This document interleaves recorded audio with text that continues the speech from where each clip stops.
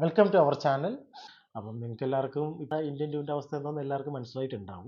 ഇസ്മു, നിന്റെ അവസ്ഥ എന്തായിരുന്നു? ട്രെയിലർ കണ്ടപ്പോൾ തന്നെ മൈനസ് ലെവലിൽ എൻ്റെ എക്സ്പെക്റ്റേഷൻ വെച്ചതുകൊണ്ട് എനിക്ക് പടം ചില സ്ഥലത്ത് വർക്കായി, ചില സ്ഥലത്ത് വർക്കായിട്ടില്ല. പക്ഷെ ഞാൻ ഇങ്ങനെയൊന്നുമല്ല പോയത്. ഞാൻ ഒരു റിവ്യൂയും കണ്ടില്ല, ഒരു റീൽസും കാണാതെ ഞാൻ എന്നാലും ശുഭാപ്തി വിശ്വാസം വെച്ചിട്ട് എവിടെയെങ്കിലും എന്തെങ്കിലും നമുക്ക് ഇഷ്ടപ്പെടുന്ന കാര്യങ്ങൾ ഉണ്ടാവുമല്ലോ, അത് കാണും, അല്ലെങ്കിൽ രോമാഞ്ചം വരുന്ന സീൻസ് ഉണ്ടാകും, ഇങ്ങനെയൊക്കെ പ്രതീക്ഷിച്ചാണ് ഞാൻ പോയത്. എൻ്റെ ദൈവമേ, റിവ്യൂ ചെയ്യണമെന്നുള്ളത് കൊണ്ട് മാത്രം അതിരുന്ന് മൊത്തം ഞാൻ കണ്ടു. ഇല്ലായിരുന്നു ഞാൻ ഇറങ്ങിപ്പോയല്ലേ, സത്യം പറയല്ല, ഞാൻ ഇറങ്ങിപ്പോയല്ലേ. എൻ്റെ അമ്മ, ഞാൻ ഡൗൺ ആയിപ്പോയി. ഒരു പ്രേക്ഷകൻ എന്ന രീതിയിൽ നമ്മളൊരു പൈസ കൊടുത്തല്ലേ കാണുന്നത്. അവരുടെ എല്ലാവരുടെയും അവസ്ഥ ആലോചിച്ചിട്ട് എനിക്ക് 2 ദിവസം തലവേദന ഉണ്ടായിരുന്നു. നമ്മൾ ട്രെയിലർ റിയാക്ഷൻ ചെയ്തിട്ടുണ്ടായിരുന്നു. നിങ്ങൾ നമ്മുടെ റിയാക്ഷൻ വീഡിയോ കണ്ടിട്ടില്ലെങ്കിൽ അടിയിൽ ഡിസ്ക്രിപ്ഷൻ വരും, ക്ലിക്ക്, ലൈക്ക്, ഷെയർ കണ്ടോളൂ. ഫസ്റ്റ് 20 മിനിറ്റ്സ് പിന്നെയും, അതായത് സിദ്ധാർത്ഥിന്റെ പെർസ്പെക്റ്റീവിലാണ് ഫുൾ പോകുന്നത്. ഈ പടത്തിന്റെ മെയിൻ ആയിട്ടുള്ള ഇഷ്യൂ എന്ന് ഞാൻ പറയുന്നുണ്ടെങ്കിൽ ആരായിരിക്കും അറിയാം? മെയിൻ ആയിട്ട് കമൽഹാസൻ താത്ത തന്നെയാണ് ഇതിലുള്ള പ്രശ്നം. നമ്മൾ താത്തയുടെ ട്രാക്ക് എടുത്ത് മാറ്റിയിരുന്നെങ്കിൽ ഈ സിനിമ കുറച്ചുകൂടി ബെറ്റർ ആയിരുന്നു.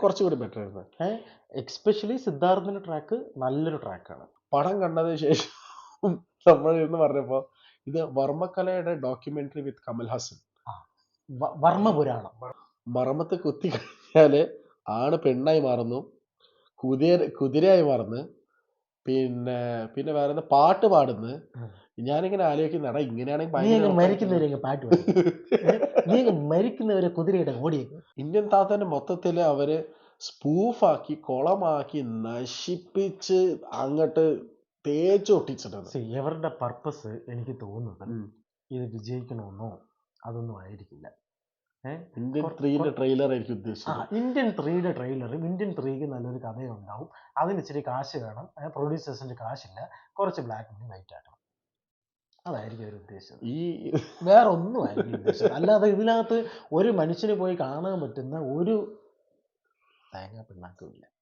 പിന്നെ പറയേണ്ടത് കതറൽസ്, അനിരുദ്ധിന്റെ കതറൽസ്. അനി തൊഴുതിരിക്കുന്നു. സത്യം. എങ്ങനെ അവനായത് കൊണ്ട് ഇതെങ്ങനെയെങ്കിലും അഡ്ജസ്റ്റ് ചെയ്തതിനൊന്ന് മാച്ച് ചെയ്ത് റെഡിയാക്കി എടുത്ത് പാവ ചെറുക്കായി. സിനിമ കാണുമ്പോഴേ മനസ്സിലാവുള്ളൂ അവൻ എന്തുമാത്രം കിടന്ന് കഷ്ടപ്പെട്ടിട്ടുണ്ടാവും, എന്തായിരുന്നു അവന്റെ അവസ്ഥ എന്നുള്ള കാര്യം. ഒരു സീൻ ഭയങ്കര ആക്ഷൻ ആണ് വിചാരിച്ചോ, അടുത്ത സീൻ ഉടനെ ഭയങ്കര സെൻറ്റി ആയിട്ടുള്ള സീനും എങ്ങനെയാണ്. ഇതിൽ ചേഞ്ച് ഓവറിന് എനിക്കൊരു ഗ്യാപ്പ് ഇല്ല. അതായത് സൈമൾട്ടേനിയസ്ലി 2 കഥ ഇങ്ങനെ പൊയ്ക്കൊണ്ടിരിക്കും, 2 സീൻസ് ഇങ്ങനെ പൊയ്ക്കൊണ്ടിരിക്കും. സിദ്ധാർത്ഥ് കട്ട്, താത്ത ഭയങ്കര ആക്ഷൻ സീൻ, താത്ത പാർന്ന് കളിക്കുന്ന സമയത്ത് കട്ട് കോമൺ മാൻ ഫുൾ കരച്ചിൽ. നീ എങ്ങനെ 118 വയസ്സുള്ള 120 വയസ്സുള്ള കളവനാണ് 106 വയസ്സുള്ള കളവനാണ് പറന്ന് നടക്കുന്നത്. അവസാനം ഒരു ചേസ് സീക്വൻസിന് ഇതൊരു 20-25 മിനിറ്റ്സ് ഉണ്ടാവും. എനിക്ക് തോന്നുന്നു ആ ചേസ് സീൻ കണ്ടപ്പോഴാണ് ആദ്യമായിട്ട് ഞാൻ ചേസ് ഞാനിങ്ങനെ അയ്യോ ഇത് ധൂം 3 ആണല്ലോ. അവസാനം ഞാൻ ആലോചിച്ചേ, ആ ഓട്ടിക്ക് സാധനം എന്താ, ഇതിന് ബാറ്ററി തീരൂലേ, എവിടെയൊക്കെ ഇതുകൊണ്ട് ഓടും, എന്തൊക്കെ ചെയ്യും ഇതുകൊണ്ട്. പിക്ചർ കാണുന്ന സമയത്ത് താത്ത അയ്യോ ഞാൻ വീഴാൻ പോകുന്ന, ആരെങ്കിലും എന്നെ പിടിക്കുക, ഈ രീതിയിലായിരുന്നു അതിന്റെ ഓട്ടം. ഇത് ചിലപ്പോ ഇതിന്റെ ബ്രേക്ക് അങ്ങേർക്ക് മനസ്സിലായിട്ടുണ്ടാവില്ല, അതായിരിക്കും ഇങ്ങനെ പോയത്, ഇങ്ങനെ പോയിക്കൊണ്ടിരിക്കുന്നത്. ആ സീൻ കണ്ടിട്ട് അവസാനം അനിരുദ്ധ് ബീജിയം വെച്ചൊരു കരച്ചിലുണ്ട്, അതൊക്കെ നിങ്ങൾക്ക് മനസ്സിലാവും, പോയി കണ്ടാൽ മതി. നമ്മൾ ഇന്ത്യൻ 1 കാണുമ്പോഴത്തേക്കും 76 years old താത്ത നടുവളച്ച് പയ്യെ ആ ഒരു ബോഡി ലാംഗ്വേജ്, 76 years oldന്റെ ബോഡി ലാംഗ്വേജ് കമൽഹാസൻ കാണിക്കുന്നുണ്ട്.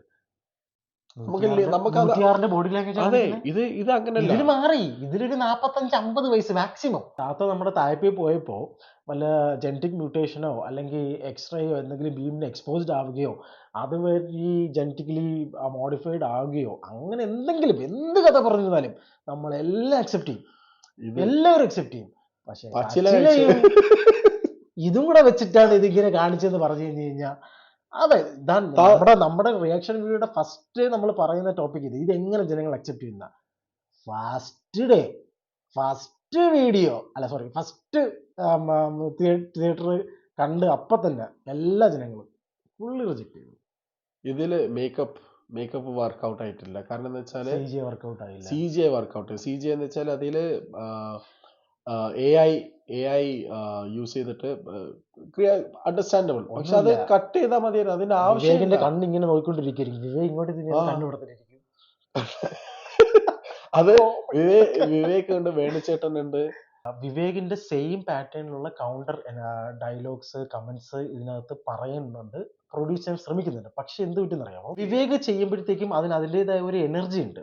ഉം. ആ എനർജി CGയിൽ ചെയ്തപ്പോഴത്തേക്ക് അവർക്ക് ജനറേറ്റ് ചെയ്യാൻ പറ്റില്ല. ഈവൻ ദോ അവർ സൗണ്ട് മോഡുലേഷൻ ചെയ്താലും നമ്മൾ കണ്ടുകൊണ്ടിരിക്കുമ്പോഴത്തേക്ക് നമുക്ക് ആ ഫേഷ്യലും ബോഡി ലാംഗ്വേജും എല്ലാം മാച്ച് ആയിട്ട് വിവേക് അങ്ങനെ ഒരു കാര്യം ചെയ്താലേ നമുക്ക് ആ ഫീല് കിട്ടുള്ളൂ. Correct. വെറുതെ CGയിൽ കൊണ്ടുവന്നിട്ട് ആ സെയിം സൗണ്ടോ അല്ലെങ്കിൽ മോഡുലേഷനോ കാണിച്ചെന്ന് പറഞ്ഞിട്ട് വർക്കൗട്ട് ആവുന്നില്ല.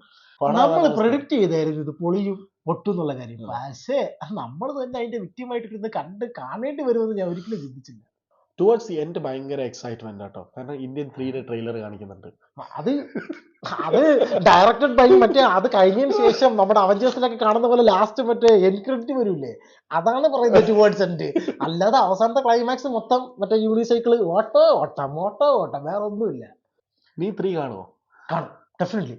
എനിക്കിപ്പോഴും ശരി, നിങ്ങൾ എല്ലാവരും ചിന്തിക്കേണ്ട ഒരു കാര്യം, ഞാൻ ഇങ്ങനെ കംപ്ലീറ്റ് ആയിട്ട് ഡിസപ്പോയിന്റഡ് ആവുകയോ അല്ലെങ്കിൽ ഫുള്ളി നെഗറ്റീവിലോട്ട് വരുന്ന ഒരു വ്യക്തിയല്ല. എത്ര നല്ല അല്ലാത്ത സിനിമയാണെങ്കിലും എവിടെയെങ്കിലുമൊക്കെ എനിക്ക് എൻജോയ് ചെയ്യാൻ പറ്റും, എനിക്ക് ജെന്യുവിൻലി ആസ്വദിച്ച് കാണാൻ പറ്റും. അങ്ങനത്തെ ഒരു കഴിവ് എനിക്കുണ്ട്. ഞാനാണ് ഡിസപ്പോയിന്റഡ് ആയത്. ഞാൻ പറയുന്നു 3 സെറ്റപ്പ് ആയിരിക്കും. ശങ്കർ പോലത്തെ ഐക്കോണിക് ഡയറക്ടർ ഇത് ഫെയിലിയർ ആയി കഴിഞ്ഞാൽ ആളെ ഭയങ്കര ഡൗൺഫോൾ ആയിരിക്കും. തിരിച്ചു വരാനായിട്ട് കുറച്ച് ബുദ്ധിമുട്ട് വരും.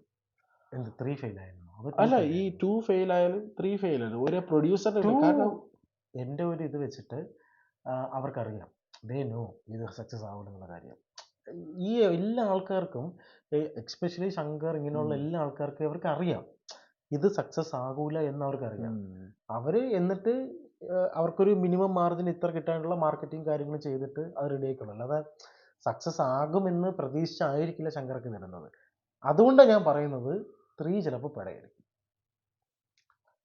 ആവട്ടെ ആവട്ടെ. ആവട്ടെ. അപ്പം വീണ്ടും സന്ധിക്കും വരെ വണക്കം. ബൈ. ബൈ.